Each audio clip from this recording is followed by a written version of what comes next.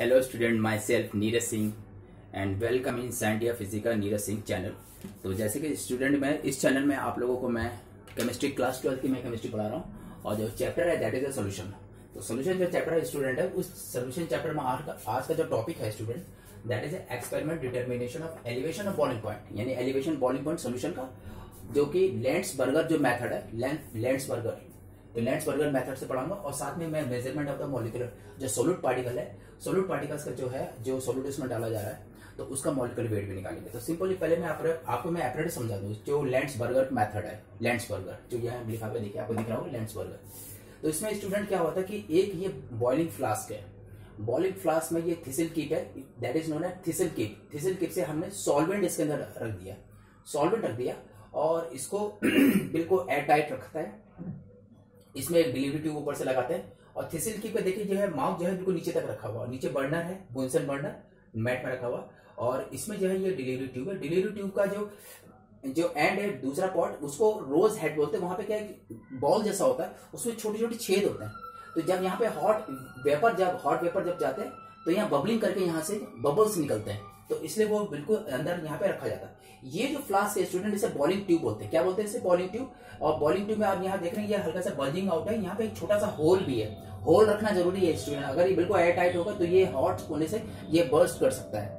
तो यहाँ पे जो है होल रखा जाता है। होल से क्या होता है कि ये पूरे की सराउंडिंग जो है हॉट वेपर जैकेट बना देती है। क्या बनाती थी? हॉट वेपर जैकेट बनाती है, क्योंकि यहाँ से वेपर्स निकलते रहते हैं, जो सरप्लस में वेपर्स होते हैं सॉल्वेंट के वो पूरी जगह निकलते रहते हैं और यहाँ नीचे से जाके उसे कंडेंसर में जाके कंडेंस करते रहते हैं। अब होता क्या है स्टूडेंट, ये जो हमारी ट्यूब है it is called boiling tube. इसका दूसरा नाम ग्रेजुएटेड ट्यूब है, क्योंकि इसमें आप देखिए ये साइड में देखिए स्केल लगे हुए। क्या लगे? स्केल।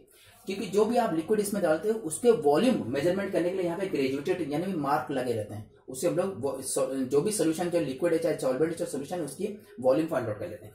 अब होता है कि इसके चारों तरफ एक और हमारी जैकेट होती है, that is hot vapour jacket होता है। ये इसलिए इंसुलेशन के लिए होता है कि ना तो इसमें हीट बाहर जा सके ना बाहर से हीट अंदर आ जाए, इसलिए इसको जैकेट हॉट वेपर जैकेट यानी एक कांच की ट्यूब जो है उससे जो है पूरे सराउंडिंग्स में कर देते हैं और ये पूरा एयर टाइट है। और साथ में ये जो हमारी जो बॉइलिंग ट्यूब है स्टूडेंट इसके अंदर एक बैकमैन थर्मोमीटर लगा। देखिए आप देख रहे हैं ना बैकमैन थर्मोमीटर स्टूडेंट बहुत एक्यूरेट होता है। ये 10⁻² डिग्री सेंटीग्रेड तक टेम्परेचर मेजर कर, इसलिए बैकमैन थर्मोमीटर रखा जाता है। और इसका स्केल बस 5 to 6 डिग्री सेंटीग्रेड तक का बीच में होता है। और इसमें क्या होता है मर्करी रिजर्वायर होता है और बाकी ये आपके कैपिलरी ट्यूब जैसी होती है और यहाँ पे एक बल्ब होता है। ये बल्ब हमारा जो है सॉल्वेंट जो यहाँ पे इसके अंदर रखा गया उसका अंदर जो है अंदर सिंक रहता है, उसके अंदर डूबा हुआ रहता है।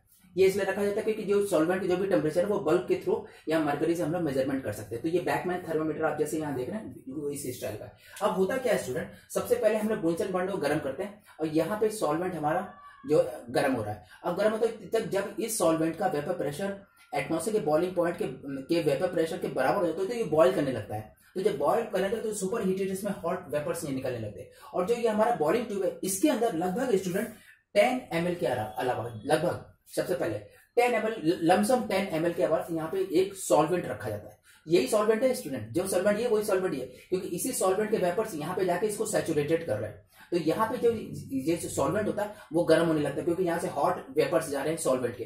तो इस सॉल्वेंट को, क्योंकि दोनों सॉल्वेंट सेम है, तो इस सॉल्वेंट में जब इसका जो वेपर प्रेशर है वो एटमॉस्फेयर प्रेशर बराबर है तो ये जो सॉल्वेंट है जो हमारा जो बॉइलिंग ट्यूब या ग्रेजुएटेड ट्यूब के अंदर है ये बॉइल करने लगता है। और जब बॉइल करने लगता है तो इसमें से जो वेपर्स निकले वो वेपर्स जो है पूरी तरह से निकलते हैं। और ये जब बॉइल करने लगता है तो उस समय बैकमैन जो थर्मोमीटर जो लिखा हुआ है बैकमैन थर्मोमीटर है, इसमें टेम्परेचर बिल्कुल फिक्स हो जाता है और वो टेम्परेचर हम लोग नोट कर लेते हैं। तो वो सॉल्वेंट का बॉइलिंग पॉइंट होता है, that is denoted by T1। ये देखिए लिखा हुआ है that is T1। T1 stand for the boiling point of the boiling tube के अंदर जो सॉल्वेंट है उसका बॉइलिंग पॉइंट है, it is a boiling point. अब बॉइलिंग पॉइंट हमने बैकमैन थर्मोमीटर से T1 निकाल लिया, दैट इज सॉल्वेंट का बॉइलिंग पॉइंट हो गया। अब बॉइलिंग पॉइंट हो गया, उसके बाद क्या करते हैं इसको ठंडा करके इसको निकालते हैं और फिर इसमें लगभग 0.2 ग्राम नॉन वॉलेटाइल सोल्यूट जिसका मॉलिक्यूलर वेट निकालना है, नॉन वॉलेटाइल सोल्यूट इसके अंदर डालकर डिसॉल्व कर लेते हैं और फिर उसके बाद ये एपरेटस वैसे ही सेट कर देते हैं। फिर दोबारा इसको यहाँ से सॉल्वेंट को गर्म करते हैं, फिर यहाँ से हॉट सॉल्वेंट के वेपर से इसके अंदर जाते हैं, और अब जो है सोल्यूशन, अब सोल्यूशन बन चुका है, क्योंकि जब भी क्वांटिटी बहुत कम है, लगभग 0.2 ग्राम नॉन वोलेटाइल सॉल्यूट होता है जिसका मॉलिक्यूलर वेट फाइंड होता है, तो वो होने का कारण अब ये बन गया सोल्यूशन। तो सोल्यूशन अब धीरे धीरे गर्म है, क्योंकि यहाँ से तो वोलेटाइल जो सॉल्वेंट के जो हॉट वेपर है वो वहां पर जाके उसका टेम्परेचर एनहांस करते, और करते करते इसका जो बॉइलिंग पॉइंट निकाला जाता है, वो बॉइलिंग पॉइंट हमारा होता है T2, that is denoted by T2। तो T2 is a boiling point of the solution, क्योंकि अब सोल्यूशन बन गया, क्योंकि इसमें नॉन वोलेटाइल हमने सॉल्यूट को डिसॉल्व कर दिया था। अब जो हमारा ये T2 बॉइलिंग पॉइंट निकला, तो T1 और T1 ये हो गया सॉल्वेंट का, पहले करा था, उसके बाद ये T2 हमने जो है बॉइलिंग पॉइंट का सोल्यूशन निकाल लिया। इन दोनों का डिफरेंस निकाले थे, T2 माइनस T1 देखे, तो आप जो देख रहे हैं T2 minus T1 that is delta TB. Delta TB stand for elevation of boiling point delta TB, ट्यूबुलोस्कोपी। तो ये जो हमारा डेल्टा टीबी यानी कि जो हमारा जो एलिवेशन ऑफ बॉइलिंग पॉइंट निकला था, ये निकला था सोल्यूशन का। अब स्टूडेंट क्या करते हैं, इस एपरेटस को ठंडा करते हैं, ठंडा करने के बाद इसको निकालते हैं, फिर यहाँ पे जो सोल्यूशन रह जाता है उस सोल्यूशन को हम लोग उसका वॉल्यूम नोट, क्योंकि यहाँ पे आप देख रहे हैं ग्रेजुएटेड ये ट्यूब है, तो यहाँ पे मार्क लगे रहते हैं, तो हम लोग वॉल्यूम देख लेते हैं कि कितना वॉल्यूम इसमें रह गया, क्योंकि लगभग हमने शुरुआत में 10 ml डाला था, और अब कितना इसमें वॉल्यूम नहीं, तो जो वॉल्यूम रह गया उसको लमसम हम ये मानते हैं कि वो सोल्यूशन का वॉल्यूम नहीं बल्कि वो सॉल्वेंट का, क्योंकि इसमें सोल्यूट इतना कम क्वांटिटी में पड़ा है कि ये सोल्यूशन लगभग इसका वॉल्यूम सॉल्वेंट के वॉल्यूम के बराबर है।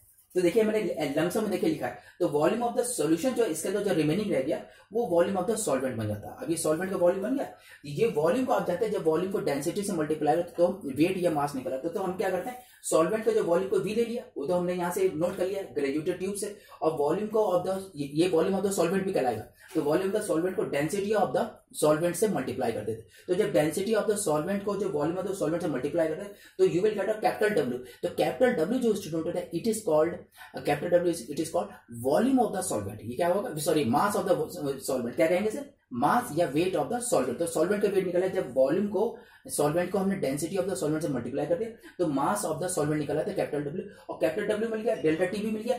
और ये इब्लियोस्कोपी जो एलिवेशन बॉइलिंग पॉइंट का जो मेजरमेंट ऑफ मॉलिक्यूलर वेट का जो फॉर्मूला है, m बराबर 1000 kb small w upon delta TB into capital W, इसमें अप्लाई कर देते हैं। तो इसमें 1000 का मतलब है कि सॉल्वेंट लगभग हम लोग जो है 1000 ग्राम में हम लोग सॉल्वेंट को मेजर कर रहे हैं, तो उसे स्मॉल m क्या, it is a molecular weight of solute, it is a molecular non volatile solute. Small w there a weight, ये देखिए small w weight of the non volatile solute हो गया, वो स्मॉल w हो गया। kb जो है होता है स्टूडेंट, इसे बोलते हैं इब्लियोस्कोपिक कांस्टेंट या मोलर एलिवेशन कांस्टेंट। क्या बोलते हैं, इब्लियोस्कोपिक कांस्टेंट या मोलर एलिवेशन कांस्टेंट। तो इसमें एक चार्ट होता है, हर एक सॉल्वेंट का अपना kb की वैल्यू दे रखी है, इब्लियोस्कोपिक कांस्टेंट दे रखी है, उस चार्ट से kb की वैल्यू यहाँ रख देते हैं, वेट ऑफ सॉल्यूट यहाँ रख देते हैं, और delta T that is elevation of volume, that is T2 minus T1।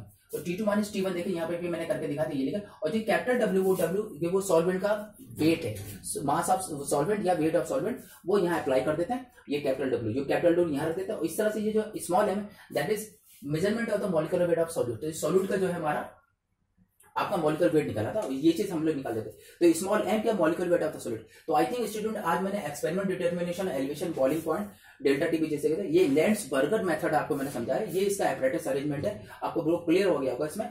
और इसमें एक चीज सबसे इंपॉर्टेंट पॉइंट ये होता है स्टूडेंट कि ये सारे बिल्कुल एयर टाइट होना चाहिए, और यहाँ से जो है हल्का सा होल बिल्कुल खुला रहना चाहिए, क्योंकि हल्का सा वेपर जो सैचुरेटेड हो जाता है तो वो बाहर निकल कर कंडेंस होता रहता है ये चीज। और इसमें बैकमैन मरकरी वाला जो हमारा बैकमैन थर्मोमीटर यूज करते हैं, इसकी सेंसिटिविटी एक्यूरेसी बहुत अच्छी है, ये 10⁻⁻² डिग्री सेंटीग्रेड तक बिल्कुल एक्यूरेट ये रीडिंग देता है, इसलिए बैकमैन थर्मोमीटर हम लोग यहाँ पे देखो इसमें यूज करते हैं स्टूडेंट। और इसका स्केल लगभग 5 to 6 डिग्री सेंटीग्रेड तक होता है। तो आई थिंक आज आपको स्टूडेंट मेरा ये जो लेक्चर आपको पसंद आया होगा, समझ में आया होगा।